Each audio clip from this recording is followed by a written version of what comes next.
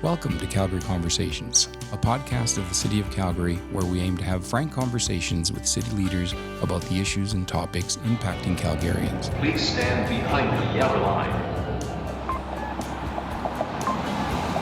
My name is Jose Rodriguez. I am the leader of Media Relations and Employee Communications at the City, and I'm happy to be your host. Welcome back to Calgary Conversations. And today we're taking a look at something that's very important and significant in Calgary, and that is Remembrance Day. And we are lucky to have with us Suzanne Clark, who is a coordinator in our Calgary Archives. This time of year is the time of year we take the one day to remember the soldiers who have served, those who came back home, and those who didn't. City Archives has a lot of memories down there. Suzanne, maybe you can tell us a little bit about them. I like to say that the archives holds the memory of the city and a lot of the stories of the city as perceived by the City of Calgary. And so we hold a lot of official records. So we have a lot of letters written by citizens to the city and the mayor, or oftentimes a lot of the decision making was happening with the Board of Commissioners. And it's one of those circumstances where you get to hear the voices and the stories of the people, and it gives you a real sense of the time and place in which all of these stories are taking place.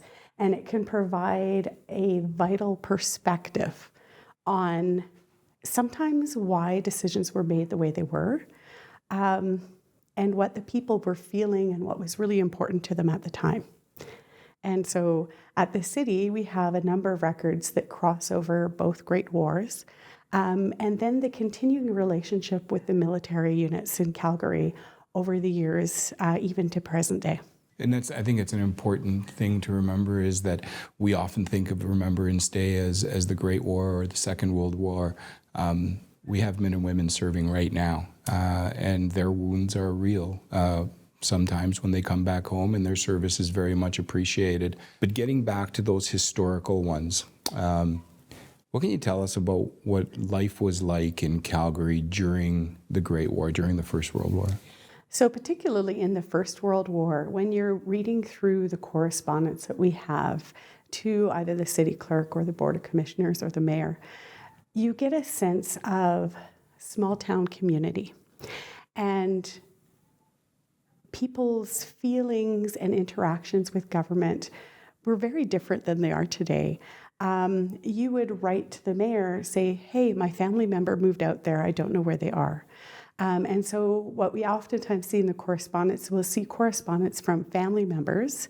So in the archives, we have a letter from a family member writing to the city, trying to track down their brother's solicitor. Before he went to war, he visited with his family in England, and he made his sister his beneficiary. And so the sister is actually writing to the city, trying to track down the solicitor because unfortunately her brother did pass in the war. And so you have the city then responding and helping the family of the soldiers. Other actions that the city took to look after the soldiers while they were gone is there were quite a few soldiers that enlisted that were city employees. And so the city over time has made place for them to come home. And so they would track the positions that the soldiers had so that when they were finished at the war, they could come home and find employment. And if for some reason they couldn't do the job they did before, they would find another place and a role for them if they could within the city. And so there's quite a bit of correspondence between soldiers saying, hey, I'm coming home. There is also quite a bit of correspondence between the city departments, making sure that they had a space and a place for the soldier to return home to. So that's so fascinating because, a lot of people don't know we work out of the Calgary Public Building, which is across from Olympic Plaza. And downstairs we have elevators, and those elevators were actually operated by a person until just a couple of years ago. And the idea behind those elevators was that this was for returning amputees, if I'm not mistaken. So there is this sort of appetite within the nation to ensure that we took care of the people who were taking care of us. Is that what you're seeing? Yes, exactly. And other interesting things that I don't think you would see today. As I say, you get a time for the space and the place. The correspondence and the communication going out to current city employees at the time, suggesting and recommending that they donate a day's wage each month towards, I think it was the Patriotic War Fund. And this was to support the widows and the children and the families that were left behind, because oftentimes the soldier was the breadwinner in support of the family. And so with them gone and not earning a living, they needed a lot of support. Wow. So that's the First World War.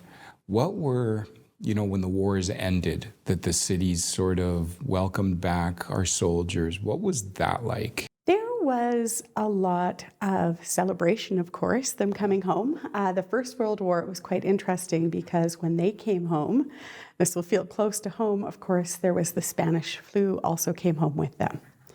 And so that sort of tempered the return from the soldiers. But later on, there was a lot of activity to have honor rolls to honor the soldiers that had not come home. And then we also have in Central Park, the war memorials were being erected to honor the soldiers that had fallen and those that served at the war. So a lot of activity was going on at that point. And then we also found the growth of the Legion network. And Calgary had one of the first legions here.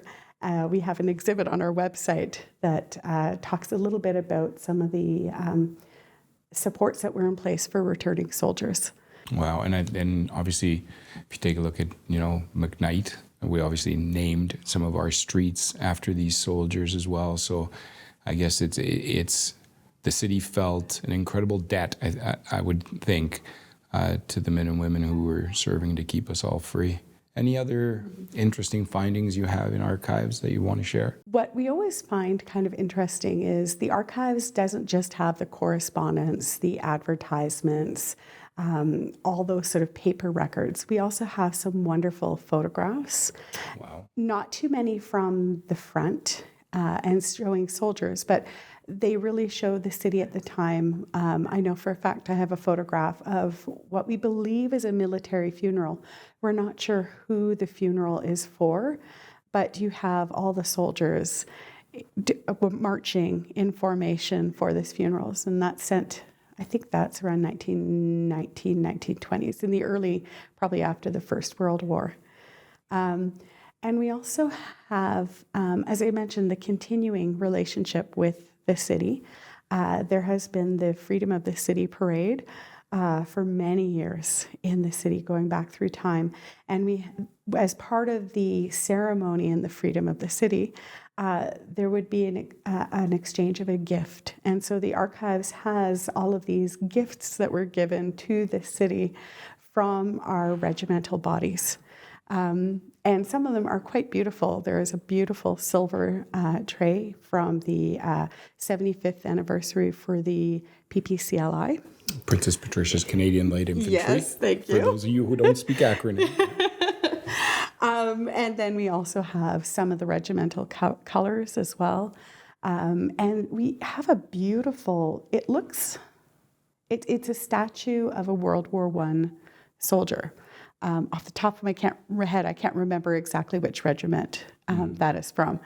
But it's quite beautiful. And there's a wide variety of materials that have come their way to the archives. So it's an interesting place to be because you never know what you're going to find. So now you probably got some pretty cool things in there. Like, what are some of the cool things that are in there? I know I saw some LRT trains. Yes. They were about this big. Yes, we actually did an exhibit in partnership with Calgary Transit and Green Line, where we sort of had the past, the present, and the future. Mm-hmm. And we had the trains on display. we have lots of weird objects that have made their way into the city as various gifts. And so sometimes they may be gifts from military during Freedom of the City events. Sometimes they may be visiting dignitaries. So many different weird ways that we get gifts to the archives. Usually they're to the city, to Calgarians, or they're to the mayor. Some of the more unusual ones is we have a fish bonking stick. I'm not sure where that one came from. And then we have some very beautiful gifts. We have from visiting dignitaries, I believe they were from China, of a beautiful golden dragon. It's absolutely gorgeous. And do you find this time of year, are you finding people coming to you interested in some of the war history, battle history of Calgary? We tend not to see too much of that unless people know that their family member worked at the city. Then we might see them come in and engage with those questions. The more generic military questions, we actually tend to find probably being redirected to the military archives that we have in town. And they would handle that. We can name some of those. I mean, there's the military museum, right? Yes, that's correct. Museum of the Regiments Is also at the same location. At the same location. We have the Hangar Museum. We do. I'm not sure how much they have in the way of actual military records. Okay. We can investigate that for you. But we also we see a lot of personal records may also be at the Glenbow, the Taylor Western Family Research Center. So if I'm a Calgarian or a Canadian, or maybe I live anywhere in the world, and I know that I had some relatives who were in Calgary at the time, would the archives potentially be a place for me to try to find some information about some of those relatives? Sometimes. So the records management system and for how records come to the archives looked very different the further back we go in time. And so what ends up happening is sometimes the records that we have that are quite old in age are quite hit and miss. What we may or may not have made its way to the archives. The more current the records are, the more reliable it is that we will be able to track records down. If the family member was a business owner, we may be able to track down business licenses. If people owned property and we know what the address is for the property, we may be able to find information on that. But remember, the majority of the records at the City of Calgary archives are really tied to the business of the city. And so this would have been around property planning and development. It would have been around our roads maintenance, lots of letters about the roads. People used to complain about potholes in the early 1900s as well. I can't imagine how big they were back then, too, right? Yes. Probably a little bit bigger. Exactly. And so that core business of the city is the bulk of the records that we have at the archives. But every so often we find gems hidden in the records, which really tell you the story of the people at the time. Is the city archives open to just regular Calgarians? Can somebody just come in and research something? So the City of Calgary archives, we've just in the last year or so launched our online research portal. So if you go to calgary.ca/archives, you can actually search online from your home and see what kind of records we have in the archives. Now, people always ask, are the actual records themselves online? Probably not, but it will give you the map to where you can find the information. Now, I won't lie, looking for information in archives is a very different experience than a library, because in a library, the book usually has all that information Do they still use the Dewey Decimal System? Is that still a thing? In libraries? Yes, it is still the foundation. It is, yeah. But in an archives, you don't have that. You have to know, okay, would this piece of information I'm looking for, would they have written to the mayor? Would have written to the city clerk? How would they have accessed the city service to find the information I'm looking for? Because all of those records are based on who created them. And so, for example, a few years back, we were looking at the portrait of the Queen in the council chambers.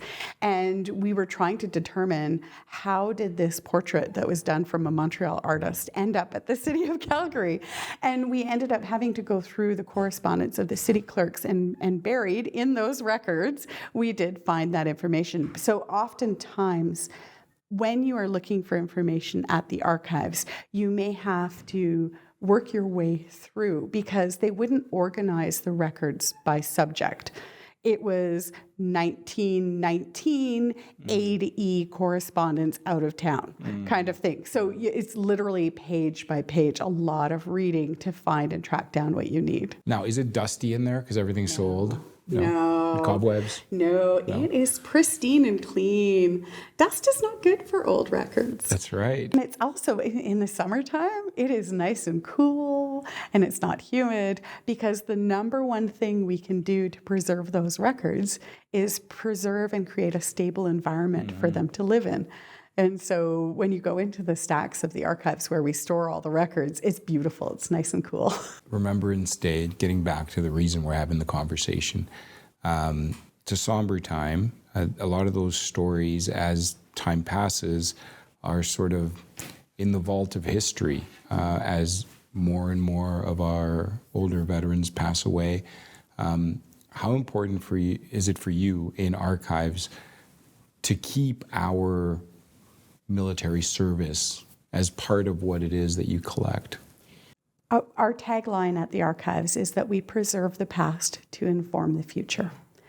And it is important that we don't forget the people that have gone before us, the reasons that we would fight for something, what was important, what were the values that were important for us. And even with the passage of time, a lot of those things don't change that much. Yeah. And I think it's interesting to see, in some ways, we are very different, but in other ways, we've grown. And it's important for us to learn from our past experience. And so preserving those records of the past is so important, because otherwise those voices are lost in time.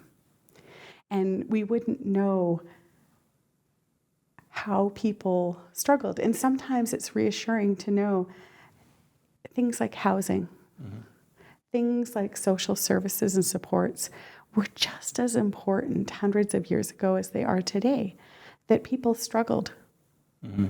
And so I think it's important to know where we came from. And I think it helps us frame our paths forward. Suzanne, thank you for taking the time and punctuating the importance of the men and women who served, those who came home and those who didn't. And a reminder, if you can get yourself to a Remembrance Day ceremony November 11th, please do so. Thank you. Thank you for joining us today. As always, we value your feedback, so please reach out to us at calgaryconversations@calgary.ca and tell us what topics you'd like covered and questions you'd like answered. Until next time, be kind to yourselves, be kind to each other, and if you see someone without a smile today, give them yours. Take care.